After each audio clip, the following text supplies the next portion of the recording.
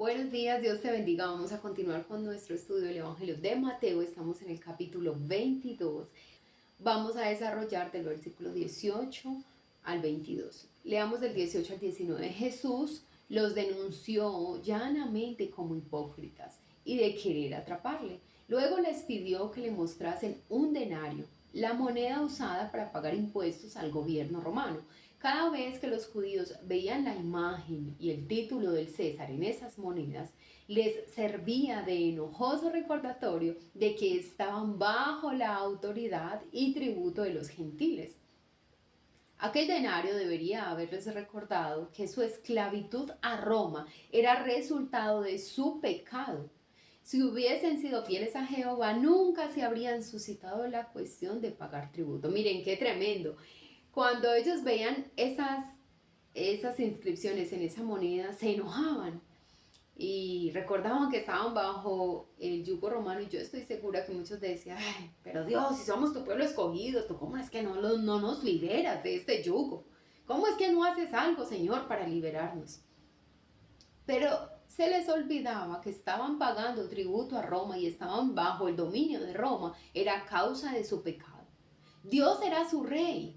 Él fue muchos años su rey, su soberano. Pero hubo un momento en que ellos dijeron: no, nosotros queremos rey, queremos rey. Y esos reyes empezaron a hacer una cantidad de cosas que desviaron al pueblo. Así pasa en nuestra vida. Tú y yo miramos alguna situación que es consecuencia de nuestro pecado. Y en lugar de decir: ay, Señor, esto es consecuencia de mi pecado y yo acepto esto y te pido que me ayudes, que me des tu gracia para soportar esto, Señor, y ayúdame a no volver a tropezar con esa situación o con ese error en algún momento, lo que hacemos es enojarnos. Ay, pero si yo no entiendo, el Señor, ¿por qué no me ayuda? ¿Por qué no me saca de esto? Olvidamos que es consecuencia de nuestros pecados. Entonces, que no nos pase así como Israel, amén, que cuando tú y yo estemos viviendo una situación difícil y sepamos que es consecuencia de nuestro pecado, más bien le digamos al Señor: bueno, dame tu gracia, Señor. Hay consecuencias que pueden simplemente pasar, pero hay otras que se van a quedar, que permanecen en nuestra vida. Hay que decirle al Señor: bueno, ayúdame en esta situación, ¿cierto? Y haz que esto obre para mi bien. Versículo 20-21. Jesús les preguntó: ¿de quién es esta imagen y la inscripción?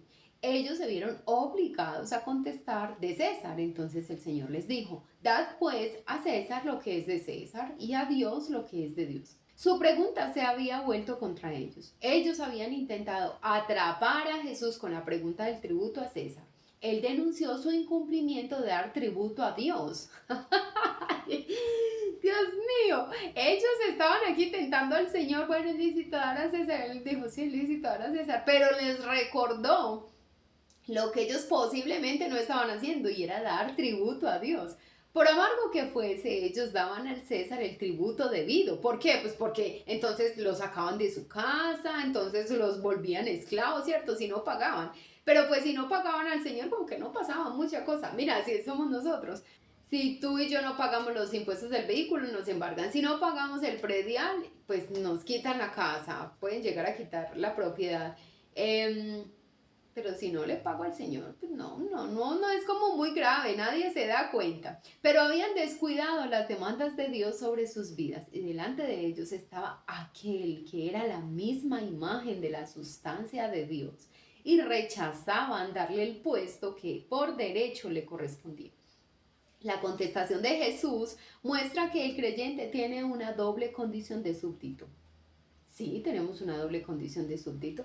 Por eso hay congregaciones donde se predica que ya el reino del Señor está establecido. Eso no es real.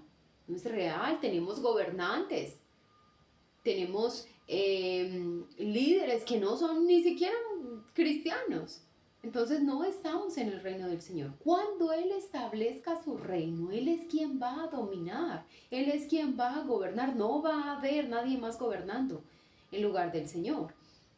Tenemos una doble condición de súbditos porque estamos bajo unos liderazgos humanos y estamos principalmente bajo el liderazgo de nuestro Señor, ¿cierto? El gobierno y la soberanía de nuestro Señor. ¿Cuál es el problema? Sabemos que en este tiempo hay muchas cosas que los gobiernos han impuesto para hacernos retroceder de nuestra fe, negar nuestra fe, porque el hecho de que tú y yo aceptemos esas cosas que son impuestas por el mundo, entonces negamos la veracidad de la palabra.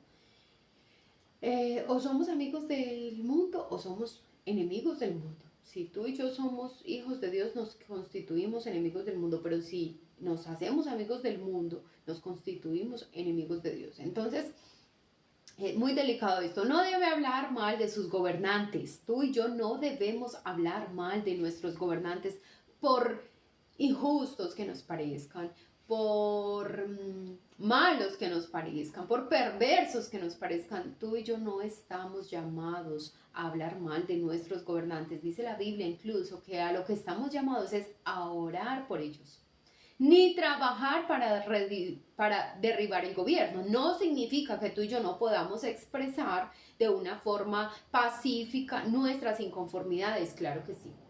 Ay, que es que hay una marcha pacífica para, o pues, como mostrar inconformidad por una ley. Sí, sí se puede hacer, pero no es nada de que venga, vamos a revocarlo, venga, vamos a derribarlo. Mira, son elecciones del mismo pueblo.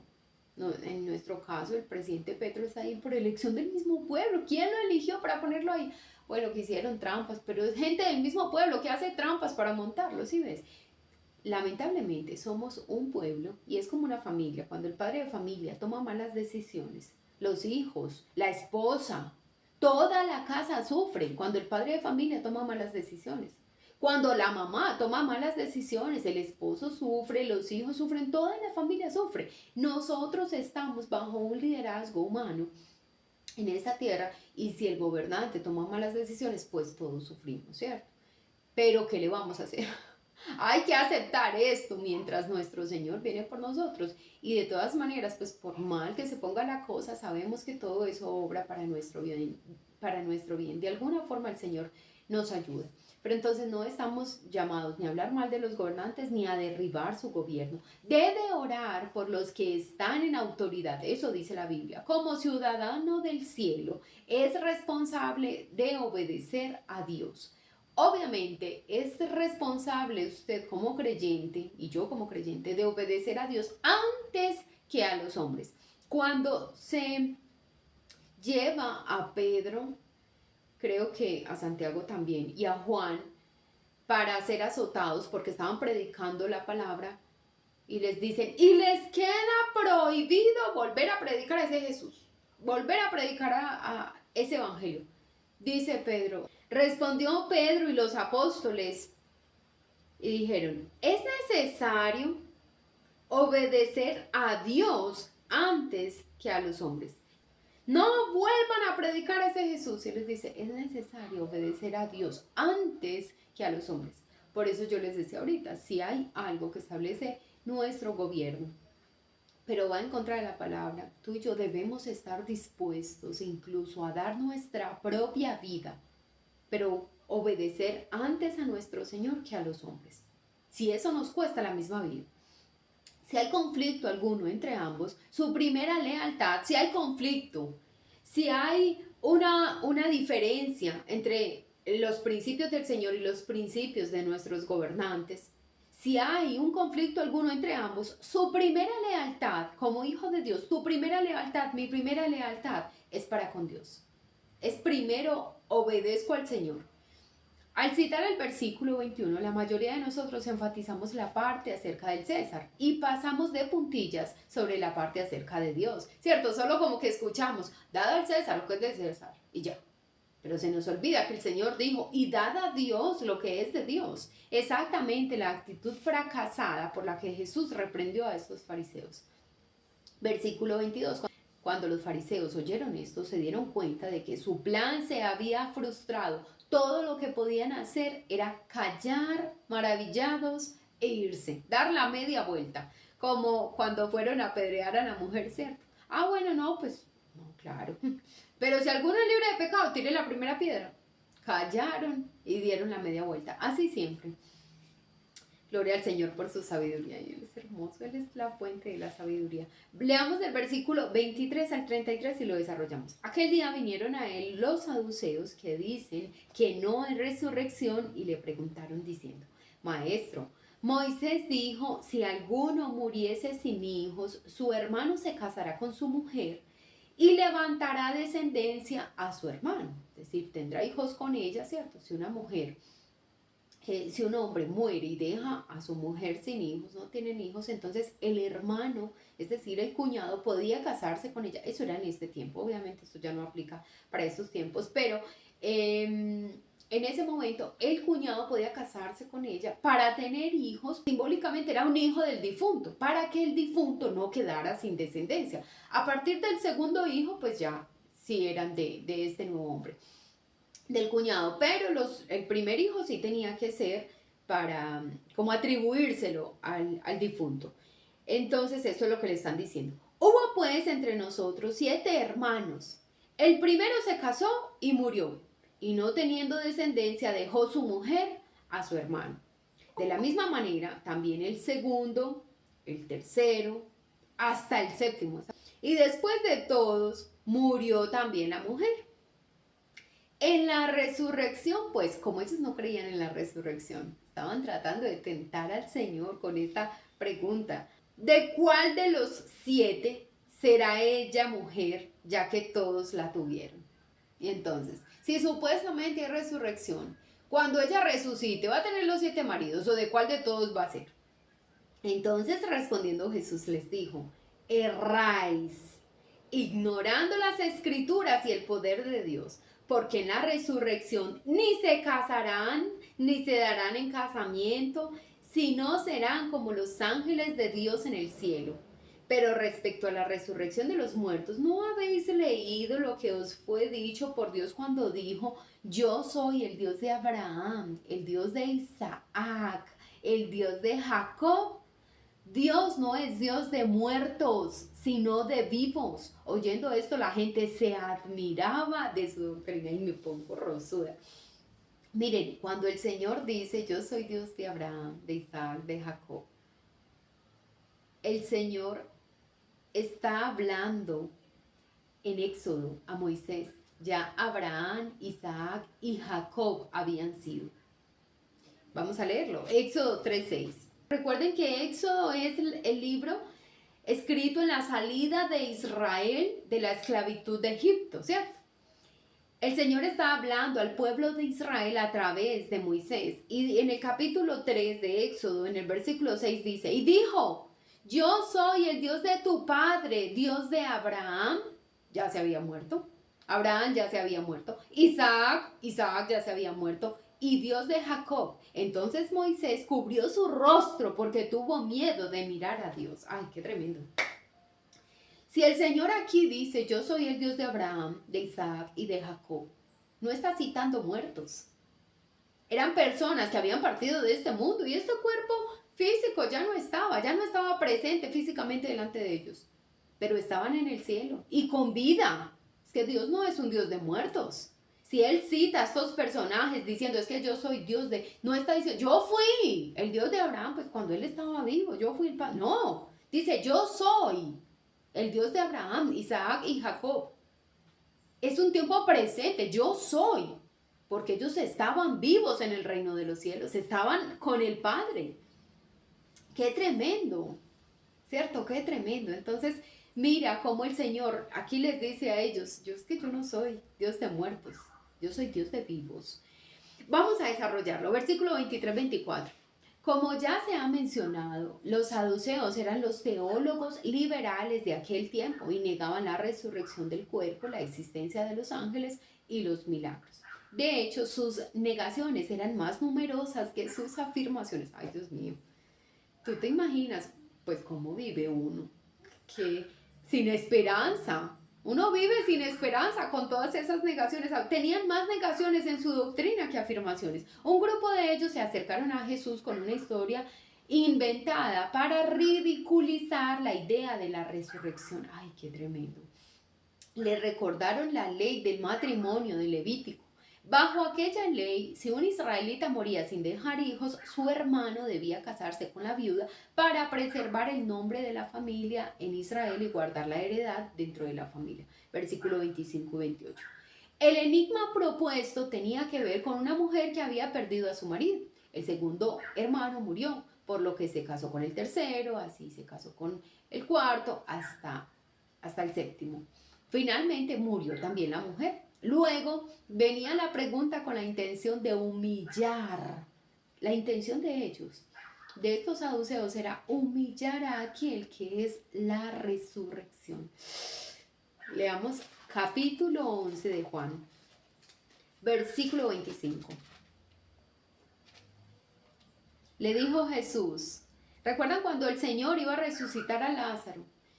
Y le dice a Marta, Marta, tu hermano resucitará. Ella le dice, sí, Señor, yo sé que resucitará el día de la resurrección, en el día postrero, ¿cierto?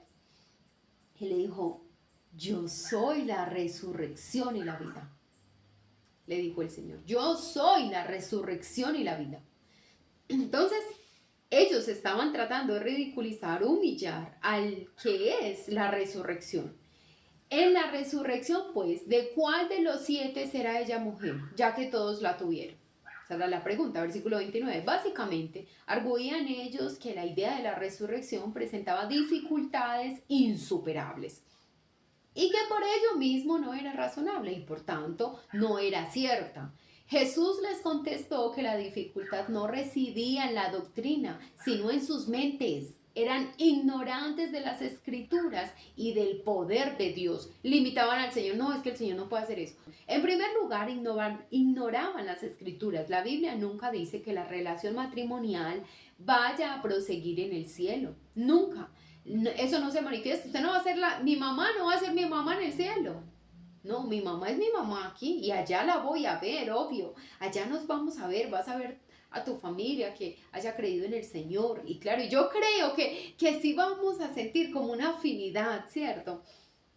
Puede ser, esto no es bíblico, pues es algo que yo digo, pero yo creo que va a haber algún tipo de afinidad, no va a ser como una más, alguna afinidad, pero no va a ser mi mamá, no van a ser mis hermanas, no va a ser mi esposo. Aunque los hombres eran reconocibles como hombres y las mujeres como mujeres, todos eran como ángeles en el sentido de que nunca se casan ni se dan en casamiento. En segundo lugar, ignoraban el poder de Dios. Si Él podía crear hombres del polvo, ¿no podía levantar con la misma facilidad del polvo los cuerpos de aquellos que habían muerto y transformarlos en cuerpos de gloria? ¿No podía hacer eso nuestro Señor? ¿No puede hacer eso? Claro que sí. Él puede hacer lo que Él quiera. Versículos 30 al 32. Luego el Señor Jesús sacó un argumento de las Escrituras para mostrar que la resurrección es una necesidad absoluta. Dios se designó a sí mismo como el Dios de Abraham, Isaac y Jacob. Pero como lo dice Jesús, Dios no es Dios de muertos, sino de vivos. Dios hizo pactos con estos hombres, mas ellos murieron antes que estos pactos quedasen totalmente cumplidos. ¿Cómo puede Dios referirse a sí mismo como el Dios de 3 hombres cuyos cuerpos están en el sepulcro? ¿Cómo podría cumplir sus promesas a aquellos ya muertos, aquel que no puede fallar en mantenerlas? Solo hay una respuesta: la resurrección. Versículo 33. No es sorprendente que la gente al oír esto se admirara de su doctrina. Nosotros también la hallamos admirable. Eso es una cosa muy hermosa y es la esperanza más preciosa que nosotros tenemos, que un día vamos a partir de este mundo y vamos a ir a la presencia de nuestro Señor. Leamos del versículo 34 al 40. Entonces los fariseos, oyendo que habían hecho callar a los saduceos, se juntaron a una, y uno de ellos, intérprete de la ley, preguntó por tentarle diciendo: Maestro, ¿cuál es el gran mandamiento en la ley? Jesús le dijo: amarás al Señor tu Dios con todo tu corazón, con toda tu alma y con toda tu mente. Este es el primero y grande mandamiento. Y el segundo es semejante: amarás a tu prójimo como a ti mismo. De estos 2 mandamientos depende toda la ley y los profetas. Subraya eso, esos versículos en tu Biblia. Dice el versículo 34 y 36, entonces los fariseos, oyendo que Jesús había hecho callar a sus antigonantes, que eran los saduceos, acudieron a él para una entrevista. Su portavoz, un intérprete de la ley, pidió a Jesús que identificase el gran mandamiento de la ley, versículo 37 y 38. De una manera magistral, el Señor Jesús recapituló la obligación del hombre para con Dios como el primero y gran mandamiento, citando, amarás al Señor tu Dios con todo tu corazón, toda tu alma y toda tu mente. El relato de Marcos añade la frase y con toda tu fuerza. Entonces aquí Mateo no escribe con toda tu fuerza, amarás al Señor con todo tu corazón, tu mente, tu alma y tu fuerza, pero Marcos sí lo añade, eso lo citó el Señor. Esto significa que la primera obligación del hombre es amar a Dios con toda la totalidad de su ser. ¿Qué quiere decir tu mente, tu alma, tu fuerza, tu corazón? Todo tú, con toda nuestra fuerza física, literal. ¿Cómo amamos al Señor con nuestra fuerza física? Cuando tú y yo le servimos y servimos al Señor a través de otros. Con nuestro corazón, con nuestra mente, con todos nuestros sentimientos, nuestras emociones, con todo debemos amar al Señor. Como se ha observado ya, el corazón se refiere a la naturaleza emocional, el alma a la naturaleza volitiva, la mente a la naturaleza intelectual, ¿sí ves? Con toda nuestra intelectualidad también. El conocimiento que tú y yo adquirimos en esta vida, tenemos que pasarlo primero por el Señor, por su palabra. Toda la capacidad que tú y yo recibimos para aprender una habilidad, para hacer algo, proviene de nuestro Señor, no de nosotros mismos. Entonces, todo el conocimiento que tú adquieras, que sea para la gloria del Señor, ¿cierto? Debemos amarlo con nuestro conocimiento. Y la fuerza naturalmente es la fuerza física.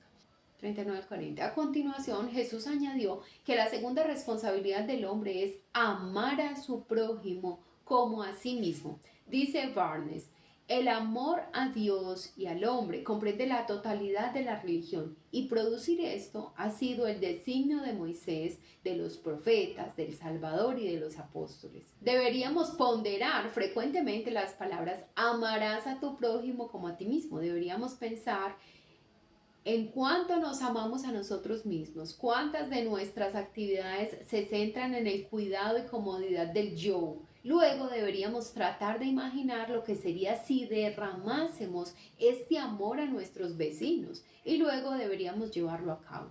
Esta conducta no es natural, es sobrenatural.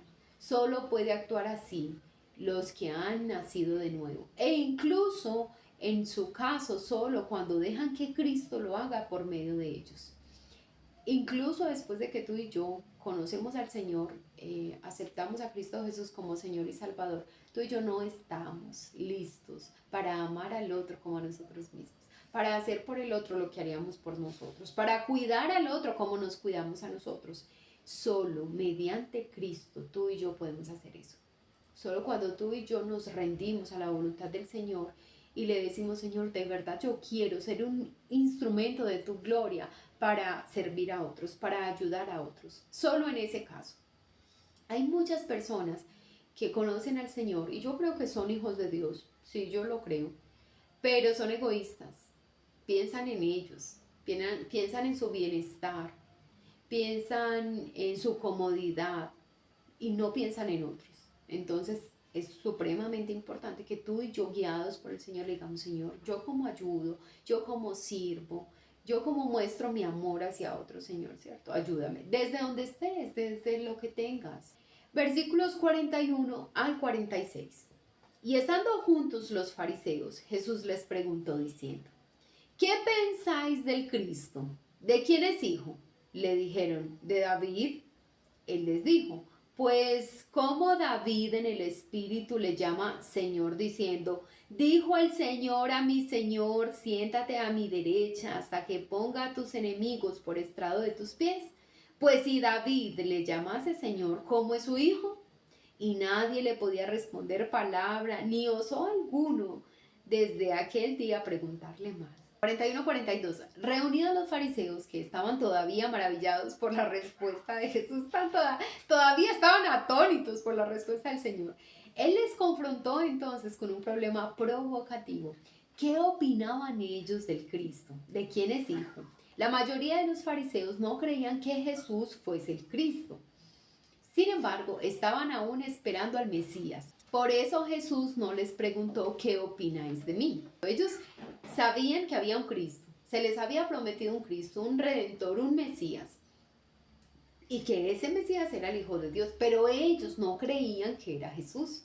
Entonces, por eso el Señor tan sabio les dice, ¿qué opináis del Cristo? Aunque naturalmente eso estaba implicado en la pregunta. Les estaba preguntando en líneas generales de quién iba a ser hijo el Mesías cuando se manifestase.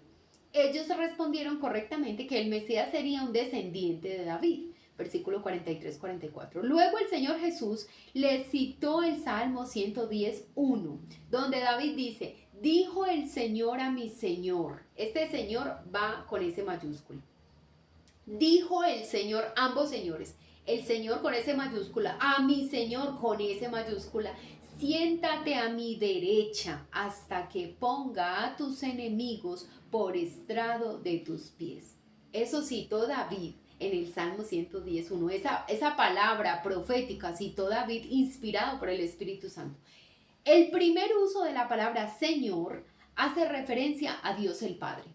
Cuando David dijo el Señor a mi Señor, ese primer Señor es el Padre hablando, el segundo Señor al Mesías, a Jesús. Le dijo el Señor, yo creo que esto pasó cuando resucitó. El Señor Jesús resucita. Dios mío, ¿cómo el Padre no va a amar a ese Hijo tan obediente? Él es el que lo manda a morir por todos nosotros, porque dice, porque de tal manera amó Dios al mundo que dio. Él fue el que lo dio. Él lo dio por ti y por mí. Y lo ve resucitar y le dice, ven, siéntate a mi diestra hasta que yo ponga tus enemigos por estrado de tus pies. Yo los voy a poner a tus pies y toda rodilla se va a tener que doblar y confesar que tú eres el Hijo de Dios, que tú eres Dios. Entonces le está diciendo, Señor, el Señor a mi Señor, el Padre al Hijo, siéntate a mi derecha. Entonces, de modo que David se refirió al Mesías como su Señor. El Mesías era el Señor de David, pero no solo de David, de todos. Era el Señor de todos, que unos le quisieran aceptar, otros no, es diferente, pero era el Señor de todos. 45. Ahora Jesús les hizo esta pregunta. Si David le llama Señor, ¿cómo es hijo suyo? Si Pablo no le va a llamar a Sofía señora, ¿no? Si es la hija, ¿cierto? Es algo natural. ¿Cómo le llama hijos? ¿Cómo le llama Señor si es hijo suyo? Si era un descendiente, si era nada más un hombre más, descendiente de David. La respuesta es que el Mesías es a la vez el Señor de David. Aunque venía del linaje de David, el Señor Jesús nace del linaje de David. No es el siervo de David, no es el hijo de David, no es el nieto de David, no, es el Señor de David. Entonces dice, la respuesta es que el Mesías es a la vez el Señor de David e hijo de David, a la vez Dios y hombre. Como Dios, Él es Señor de David. Como hombre es hijo de David, es decir, descendiente de David. Si tan solo los fariseos hubiesen tenido disposición para aprender, se habrían dado cuenta de que Jesús era el Mesías, el Hijo de David a través del linaje de María y el Hijo de Dios tal como se le manifestaba con sus palabras, obras y caminos. 46. Pero rehusaron ver, totalmente confundidos ante su sabiduría, cesaron en sus intentos de atraparle con preguntas. A partir de entonces iban a emprender otro método, la violencia. Qué tremendo, ¿cierto? No hay peor ciego que el que no quiere ver. Ellos tenían todas las profecías, sabían qué cosas haría el Mesías cuando viniera y se manifestara, pero no quisieron, estaban muy ocupados con sus propias cosas, sus propios proyectos, sus propios negocios, su reconocimiento, sus posiciones, y no querían darle lugar al Señor. Que el Señor nos ayude, ¿cierto? Porque yo creo que a veces nos desviamos tanto y nos ocupamos en tantas cosas y buscamos tantas cosas para nosotros mismos, para nuestro bienestar, que perdemos de vista al Señor. Muchas gracias por estar acá. Dios te bendiga y mañana nos vemos con la ayuda del Señor.